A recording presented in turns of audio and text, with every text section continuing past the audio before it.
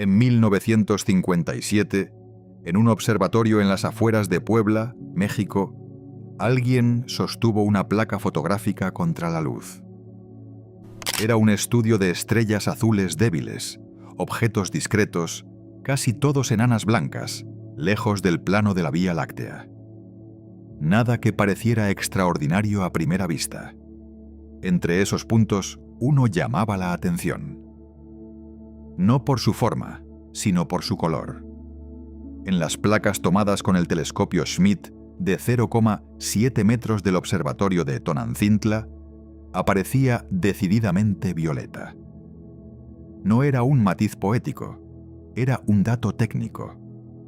Esa tonalidad implicaba una emisión anómala hacia el azul, algo que no encajaba del todo con una enana blanca común. Los astrónomos Braulio Iriarte y Enrique Chavira lo anotaron en su catálogo. Una entrada más en una lista larga. Tonantzintla 618. Ton 618. En aquel momento, ese código no significaba nada más que una posición y un color inusual. Nadie hablaba todavía de agujeros negros supermasivos. Ni siquiera de cuásares. Ton 618 quedó ahí.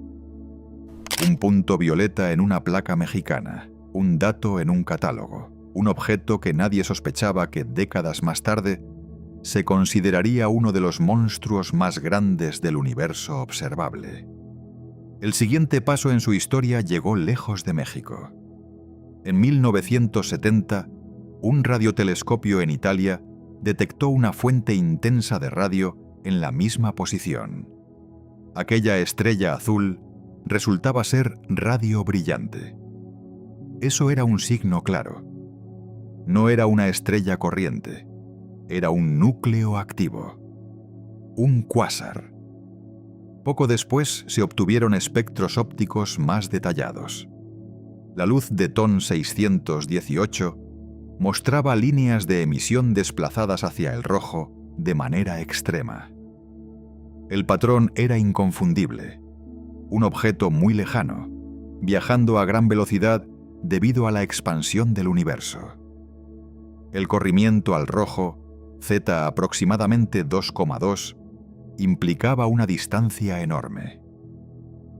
Lo que se veía en esos espectros no pertenecía a la vecindad galáctica. Estábamos mirando un núcleo brillante ubicado miles de millones de años luz más allá. Cuando se combinaron brillo aparente y distancia, la conclusión fue directa y desconcertante.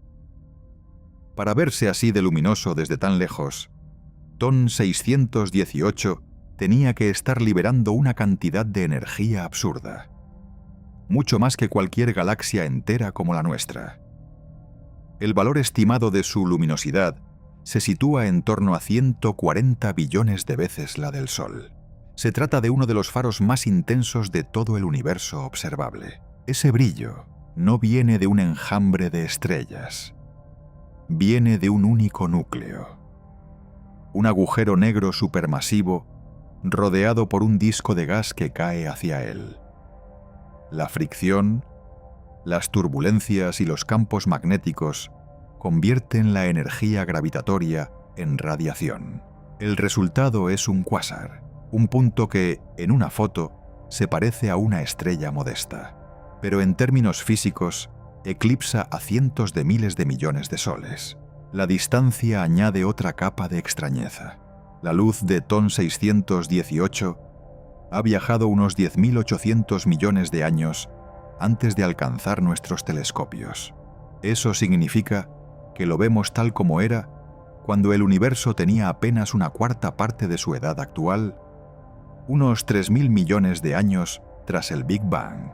No estamos observando un agujero negro como es ahora, sino una fase antigua en la vida de su galaxia anfitriona. Para ser tan brillante, y sobre todo para albergar un agujero negro del tamaño que hoy inferimos, del orden de 66.000 millones de masas solares, según las estimaciones más extendidas, Ton 618 tuvo que crecer muy rápido. tuvo que acumular masa a un ritmo extremo en un universo que en ese momento todavía estaba organizando sus primeras grandes estructuras. En los modelos más sencillos, un agujero negro que se alimenta de manera continua, limitado por la presión de su propio brillo, el límite de Eddington, necesita mucho tiempo para alcanzar masas tan gigantescas. Demasiado tiempo si empezamos con semillas pequeñas. TON 618 obliga a preguntarse si nuestras suposiciones sobre cómo crecen estos objetos son incompletas. Tal vez hubo semillas iniciales mucho más grandes, o fases breves de acreción descontrolada, por encima del límite clásico, o fusiones repetidas entre agujeros negros ya enormes. Visto desde la Tierra, todo eso se reduce a un punto en una imagen del cielo tomada con un telescopio mediano, un objeto accesible, en apariencia, a la observación aficionada avanzada. Desde un observatorio en un desierto o en una montaña, TON 618 no impresiona visualmente. Es una estrella tenue cualquiera. El contraste entre esa modestia en la imagen y la escala real de lo que está detrás es quizá lo más desconcertante de todo. Un agujero negro que se alimenta no se parece a un pozo negro aislado. Se parece más a una central de energía desbordada. No vemos al agujero en sí. Vemos el destino de todo lo que cae hacia él. Gas, polvo, estrellas desgarradas, restos de colisiones. Imaginemos la galaxia que alberga a TON 618. Una estructura de miles de millones de estrellas, nubes de gas, materia oscura. En el centro, el campo gravitatorio es más intenso. El gas del entorno pierde energía, cae hacia el núcleo y se acumula. Pero no cae en línea recta. Llega con giro, con momento angular. Eso lo obliga a formar un disco. Ese disco es el corazón visible del cuásar. Un anillo grueso de gas que gira a velocidades relativistas alrededor del agujero negro. Cada capa de ese gas roza con la vecina. Hay fricción, turbulencia, choques. La energía gravitatoria que el gas pierde al caer se convierte en calor. El resultado es un plasma a temperaturas extremas, capaz de emitir desde ondas de radio hasta rayos X. En el caso de TON 618, esa máquina está empujada al límite. Su luminosidad total es de unas decenas de billones de veces la del Sol. No hay ninguna combinación normal de estrellas que produzca algo así. El único mecanismo que encaja es la acreción violenta sobre un agujero negro supermasivo. En términos simples, la caída de materia hacia el centro convierte masa en energía con una eficiencia mucho mayor que la fusión nuclear del interior de una estrella. Desde fuera, el aspecto de ese núcleo sería radicalmente distinto al de una galaxia tranquila. Si pudiéramos acercarnos lo suficiente sin ser destruidos por la radiación, veríamos un punto enceguecedor en el centro, un foco que supera el brillo combinado de todas las demás estrellas de la galaxia. La estructura espiral, los brazos, el halo, quedarían sumergidos en un resplandor que brota del disco de acreción alrededor de TON 618. Ese brillo no es suave. El disco no es un anillo perfecto. Hay inestabilidades, regiones más densas, campos magnéticos que se retuercen y reconectan. Zonas donde el gas se acelera y se frena. Cada una de esas irregularidades deja huellas en el espectro de luz. Líneas amplias, desplazadas, ensanchadas por velocidades enormes. Esas líneas son una de las claves. Al medir su forma y su anchura, se puede estimar qué tan rápido se mueve el gas y, a partir de ahí, la masa del agujero que lo gobierna. En TON 618, esas líneas son extremas. Indican gas que orbita a una fracción significativa de la velocidad de la luz. A esas velocidades, Las curvas de luz, los perfiles espectrales, empiezan a mostrar efectos relativistas, ensanchamiento, asimetrías, pequeñas diferencias entre lo que se acerca y lo que se aleja. La luz que nos llega está ya procesada por la gravedad y por el movimiento. No vemos colores puros. Vemos fotones que han sido estirados, comprimidos, desviados. Todo esto ocurre bajo la presión del propio brillo del cuásar.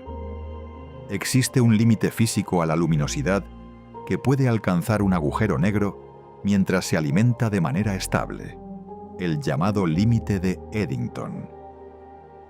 Cuando el flujo de radiación es demasiado intenso, la luz ejerce una presión hacia afuera sobre el gas que intenta caer hacia adentro.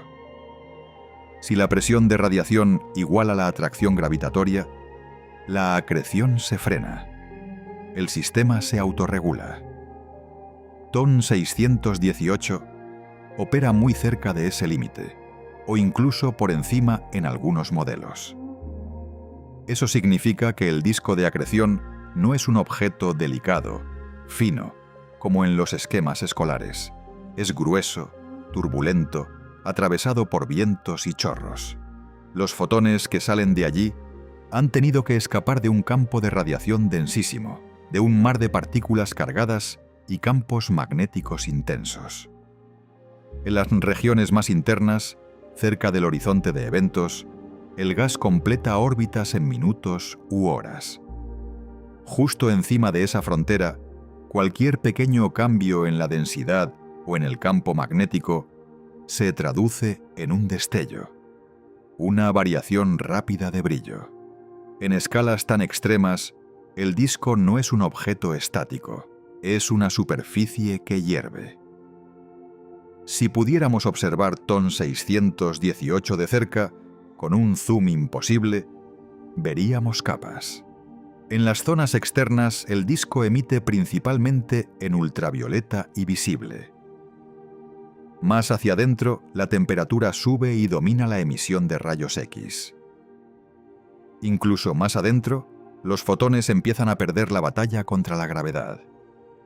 Algunas trayectorias se curvan tanto que los rayos de luz orbitan varias veces antes de escapar.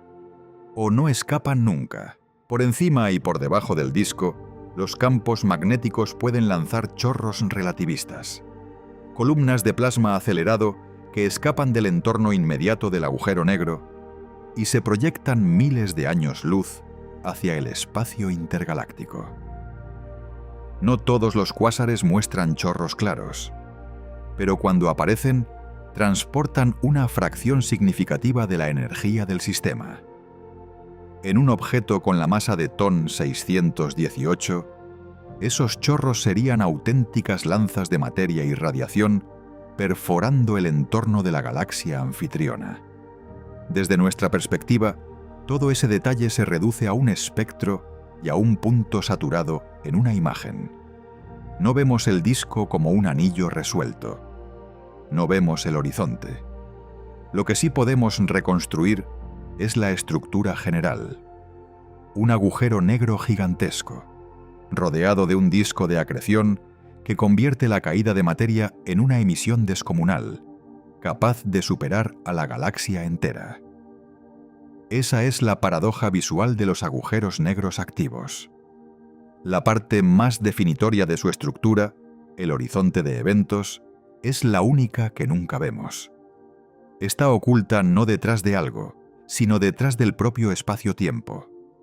Lo que domina nuestras observaciones no es el agujero, sino la periferia inmediata, la zona donde el gas todavía puede gritar antes de desaparecer. Las estimaciones actuales sitúan a su agujero negro en un rango enorme, entre unos 40 y más de 60.000 millones de veces la masa del Sol.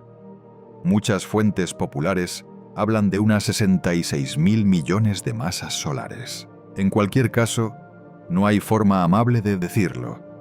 Es uno de los objetos más masivos que hemos identificado en todo el universo observable. La masa manda sobre el tamaño del horizonte de eventos.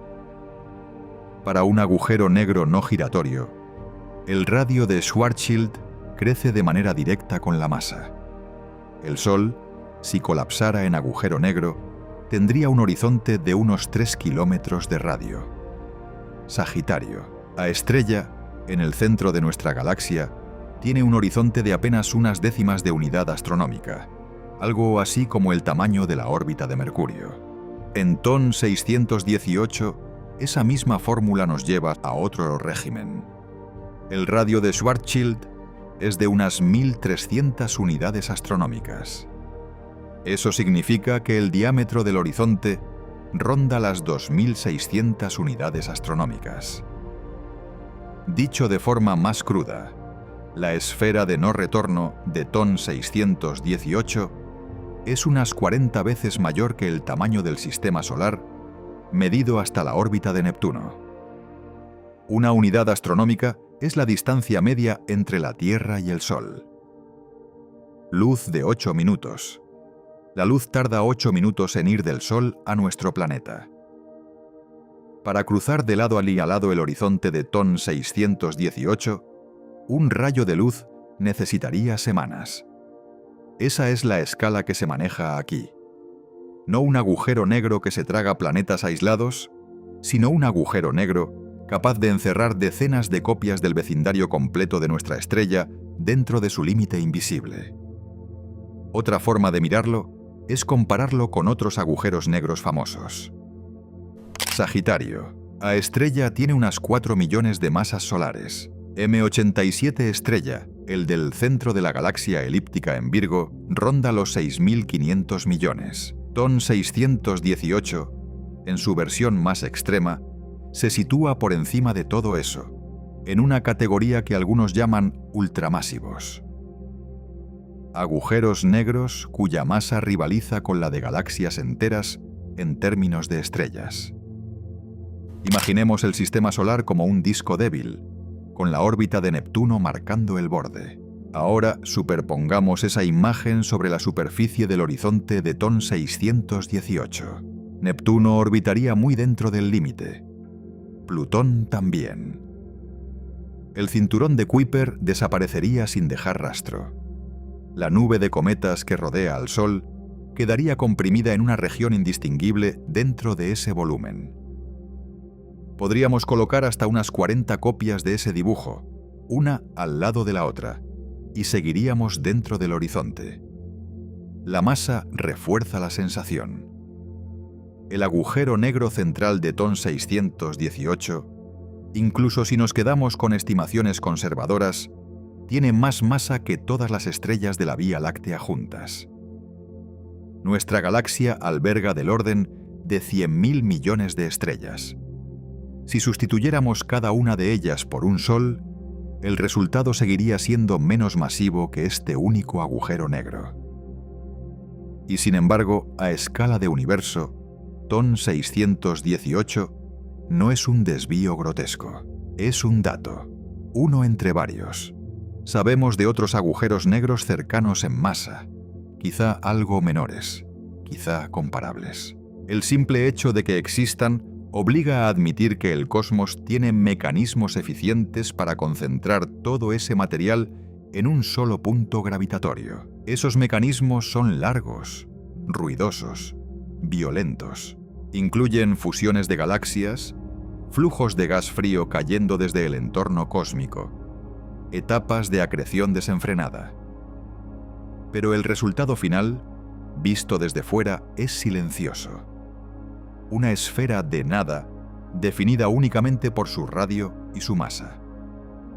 Hay otro aspecto de la escala que no se ve en las cifras, pero que pesa. Cuanto más masivo es el agujero negro, más suave resulta, en cierto sentido, la entrada a su horizonte. La densidad media necesaria para producir un horizonte de ese tamaño disminuye con la masa. Un agujero negro de masa estelar es compacto, brutal, casi inhumano. Uno de 60.000 millones de soles ocupa tanto espacio que localmente la curvatura en el mismo horizonte puede ser menos extrema. Pero ese matiz no consuela. Lo que define su presencia no es la densidad, sino el hecho absoluto de que dentro de ese radio nada puede escapar. Desde 10.800 millones de años luz, todo esto se contrae a un punto. En las imágenes del cielo profundo, TON 618 no aparece como un disco resoluble. No vemos su horizonte, ni su disco de acreción, ni su nebulosa Lyman Alpha gigantesca, que hoy sabemos que se extiende más allá de la propia galaxia anfitriona.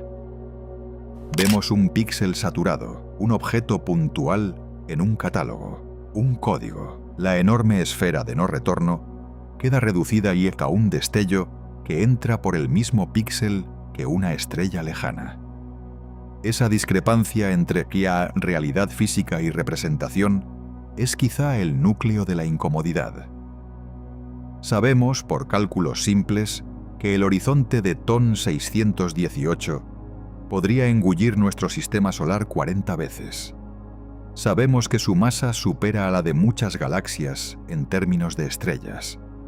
Sabemos que la luz necesita semanas para atravesar su sombra. Y todo eso se condensa, en la práctica, en la lectura de una línea en una tabla. Masa estimada: decenas de miles de millones de masas solares.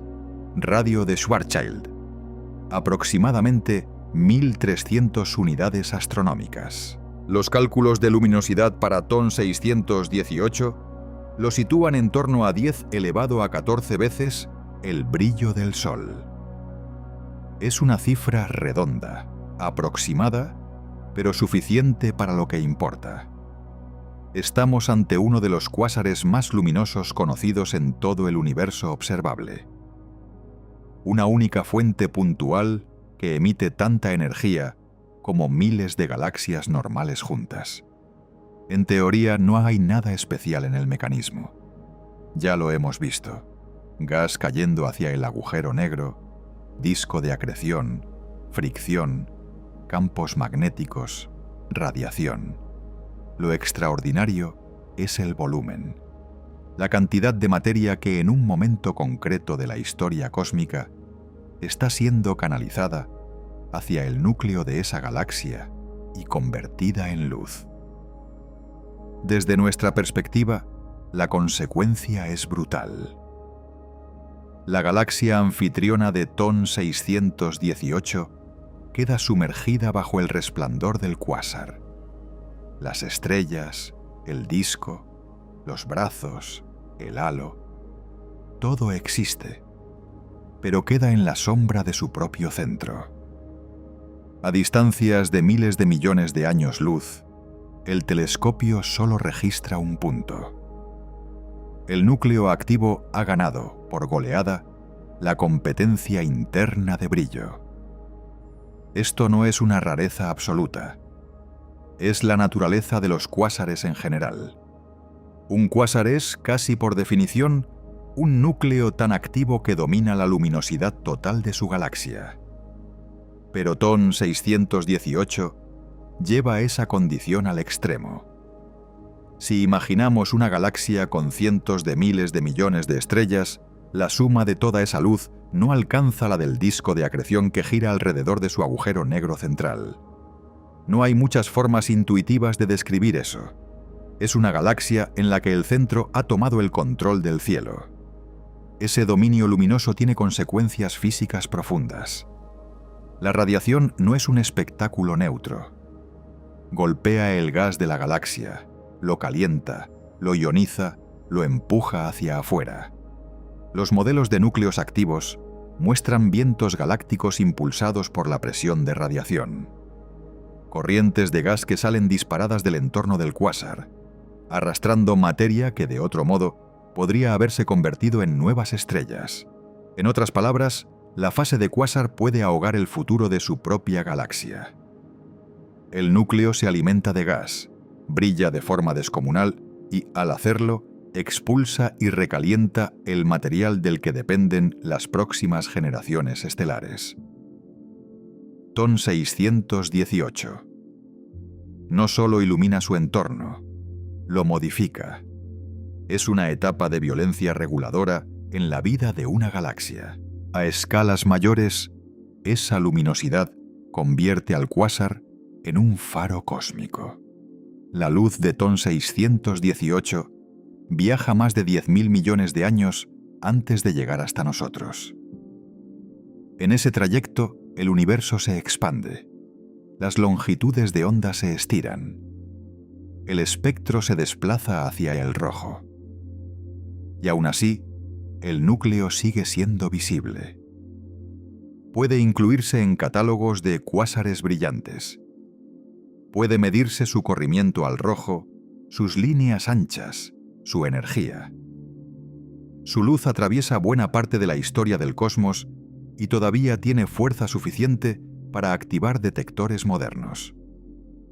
Si el brillo fuera un poco menor, TON 618 sería invisible para nosotros. La expansión del espacio, el polvo intergaláctico, las limitaciones de nuestros telescopios lo silenciarían. Pero la combinación de masa, ritmo de acreción y época cósmica lo coloca justo en el rango donde puede ser detectado desde un rincón de una galaxia espiral ordinaria miles de millones de años después. Esa es otra capa de la historia. Lo vemos porque durante un intervalo relativamente breve de su vida, fue extremadamente derrochador con la energía. Este derroche no es eterno. Los cuásares son fases, no estados permanentes. Para brillar así, el agujero negro central necesita una reserva de gas denso que caiga hacia él de forma continuada. Esa reserva suele estar asociada a fusiones de galaxias, a corrientes de materia que convergen en el núcleo, a inestabilidades del disco galáctico. Cuando el gas disponible se agota o es expulsado, el cuásar se apaga. El agujero negro sigue ahí, con la masa que ha acumulado, pero entra en una etapa de bajo consumo. Se convierte en algo más parecido a lo que vemos hoy en la mayoría de las galaxias. Un núcleo oscuro, apenas activo, como el de la Vía Láctea. Eso significa que TON 618, tal como lo vemos, es una instantánea de una época específica. Una fase de máximo brillo. No sabemos cuánto duró ese pico. No sabemos si, unos cientos de millones de años después del momento que observamos, el cuásar seguía activo, o si la galaxia había entrado en un estado más tranquilo. Lo único que tenemos es la luz que nos llega ahora, una rebanada del pasado. La magnitud del brillo plantea otra cuestión técnica. ¿Cómo encaja esta luminosidad con los límites que impone la física? En teoría, el límite de Eddington marca la frontera entre un flujo de acreción estable y uno en el que la presión de radiación expulsa el gas. Muchos modelos sugieren que cuásares como TON 618 operan cerca de ese límite.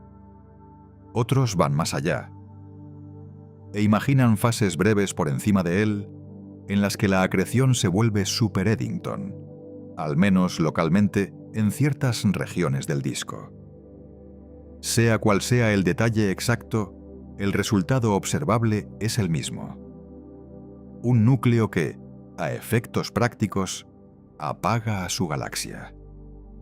Si TON 618 estuviera mucho más cerca, el cielo de cualquier mundo que orbitara una estrella en esa galaxia estaría dominado por una presencia fija, intensamente brillante, en la dirección del centro. Un foco constante, más intenso que cualquier otro objeto del firmamento. No sería un adorno lejano, sería una condición de fondo. Un clima de radiación. Desde aquí, desde la distancia extrema en la que nos encontramos, todo ese impacto se reduce a una ventaja científica. Gracias a su brillo, podemos estudiar un agujero negro que vive en un universo mucho más joven. Podemos medir su masa, su luminosidad, su espectro y usarlo como prueba para nuestros modelos de crecimiento y de evolución galáctica. TON 618 es al mismo tiempo un fenómeno local de una galaxia antigua y una herramienta para entender el cosmos entero. hay algo más inquietante que el tamaño y el brillo de TON 618. Es su edad. No la edad del agujero negro en sí, que no podemos medir de forma directa, sino la edad del universo cuando esa luz salió de allí. El corrimiento al rojo de TON 618 nos dice que lo vemos tal como era hace unos 10.800 millones de años. El universo tenía poco más de 3.000 millones de años. A escala cósmica, eso es tempranísimo. Las primeras galaxias masivas apenas se estaban consolidando. Muchas estrellas todavía eran de segunda o tercera generación. Y sin embargo, ya había un agujero negro cuya masa, según nuestras mejores estimaciones, alcanzaba decenas de miles de millones de soles. El contraste es claro. Por un lado, un universo joven, que apenas ha tenido tiempo de organizar su estructura a gran escala. Por otro, un agujero negro que representa el extremo del crecimiento gravitatorio. Es como encontrar un árbol milenario en un bosque recién plantado. En los modelos más sencillos, los agujeros negros supermasivos nacen de semillas pequeñas, restos de las primeras estrellas masivas. Cadáveres de unas decenas o centenas de masas solares que comienzan a tragar gas poco a poco. A medida que se alimentan, crecen. Pero no pueden hacerlo a cualquier ritmo. Si brillan demasiado, la radiación empuja hacia afuera el gas que intenta caer. Ese equilibrio define el límite de Eddington, y bajo ese límite, el crecimiento es lento en términos cosmológicos. Hay una regla aproximada que suele usarse. El tiempo de duplicación de masa de un agujero negro, que acreta de manera continua cerca del límite de Eddington, es de unos cientos de millones de años. Si partes de una semilla de 100 masas solares y lo duplicas y luego lo vuelves a duplicar, necesitas una cadena larga de etapas para llegar a 1.000 millones y luego a 10.000 millones y más allá. El reloj cósmico no siempre da margen suficiente, sobre todo si el proceso se interrumpe o se ralentiza. TON 618 parece desafiar esa historia ordenada. Lo vemos tan grande, tan pronto, que las cuentas no salen cómodamente. No es el único caso. Hay otros agujeros negros masivos, detectados en cuásares de alto corrimiento al rojo, que plantean la misma tensión. Pero TON 618 está entre los más extremos. Es, por decirlo así, un test de estrés para nuestras teorías de formación y crecimiento. Para acomodar objetos así, los modelos han tenido que volverse más flexibles. Una posibilidad es que las semillas iniciales no fueran pequeñas. En lugar de restos de estrellas, podrían haber sido agujeros negros formados por colapso directo de nubes de gas primordial de gran masa. Bajo ciertas condiciones, baja metalicidad, enfriamiento limitado, ausencia de fragmentación, un cúmulo de gas puede evitar formar muchas estrellas pequeñas y colapsar casi entero en un solo objeto de decenas o cientos de miles de masas solares. Si se parte de una semilla así, el camino hasta miles de millones de masas solares es menos exigente. Todavía exige episodios de acreción intensa y fusiones, pero el punto de partida está más cerca del objetivo. Aún así, hay que comprimir mucho crecimiento en pocos miles de millones de años. Otra opción es relajar, al menos por momentos, el límite de Eddington.